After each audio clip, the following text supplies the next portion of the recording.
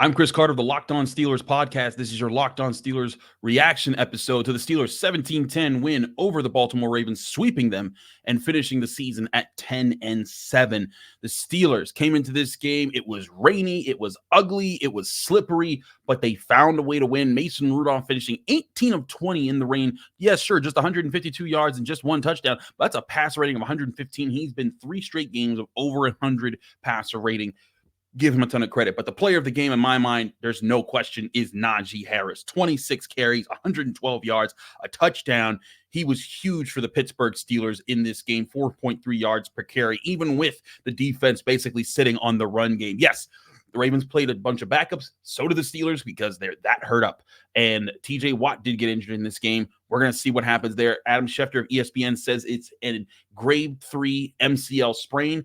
You got to be honest, I don't know what that means, but he did say that Watt was trying to come back in the game and the Steelers didn't let him. If Watt's trying to come back in the game, that might be a good sign that he's able to come back next week. We'll see what the actual evaluations are. But the bottom line is this Steelers team finished the way it needed to. They had plenty of mistakes on the way there. Their 3-game losing streak to the Cardinals, Patriots, and the Colts was inexcusable, especially those first 2 losses. But there's no doubt that this team turned a complete 180 from there to get these final 3 wins to finish strong on the season and end with double-digit wins for the 10th time in Mike Tomlin's 17-year coaching history of the Pittsburgh Steelers. They finished the season. Now, for the playoff sakes, we know that the Steelers still need either a tie with the Texans and the Colts on Saturday night. I doubt that happens. Ties just don't happen.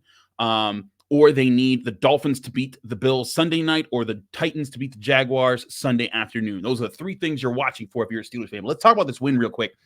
This was a gutsy win because the Steelers were snake bit. They had 2 turnovers in scoring position. Mason Rudolph fumbling at the end of the first half. Jaylen Warren fumbling when the Steelers were in field goal range earlier in the first half. Those were at least 6 points wiped off the board and momentum handed over to the Ravens just by mistakes on the field in a very wet and slippery game. Yet the Steelers overcame those problems. The Steelers defense, finding ways to win, held the Ravens to just 31% on third downs, were able to get off the field several times. The Steelers also able to create turnovers on their end. That was a huge part of this game. Both teams had 2 turnovers. The Ravens got 2. The Steelers got 2 in response as well. TJ Watt, though injured, gets 2 sacks in the game, finishes the season with 19 sacks, just one shy of becoming the 4th player of NFL history to finish with 2, to have at least 2 or more 20-plus sack seasons in their time there. Other players that deserve shout-outs: Najee Harris, Mason Rudolph, Diontae Johnson, 89 catches, 89 yards, 71 of them came on that slant for a touchdown.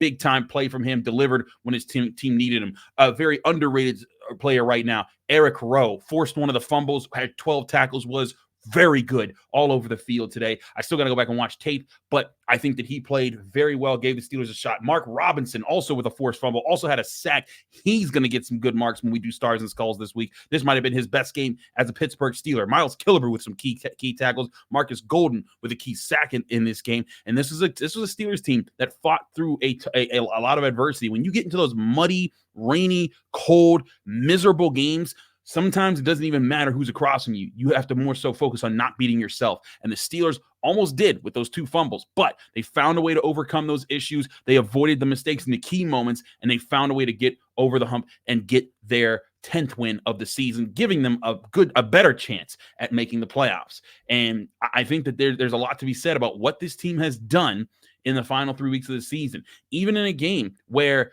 George Pickens didn't receive a single target, a guy who's had over 300 yards the last few games. The Steelers found ways to move the ball. There's no doubt in my mind the Steelers were hyper-focusing on, or the Ravens were hyper-focusing on taking away Pickens and saying, he's not going to beat us. And I have to look at the film to prove that. But just, there's no way the Steelers just went away from him like that without the Ravens doing that. But the Steelers being able to go away from their star guy who's been on fire the last 2 weeks and finding other people to move the ball with, that's huge and a big step up for the Steelers offense. We'll have a lot more to break down in our full episode of the Locked On Steelers podcast. I'm your host, Chris Carter. We'll keep you updated here. And also we will update you with more playoff scenarios as the weekend goes along. Follow along here on the Locked On Steelers podcast on your favorite podcasting app or on YouTube. Like this video if you enjoy it. Subscribe to this YouTube channel to get all of our daily Monday to Friday episodes, as well as all of our bonus content, and especially all of our content this weekend as the Steelers continue their push and hope for a chance at the NFL playoffs to see if they can keep on dancing. We'll see you then right here on the Locked On Steelers podcast.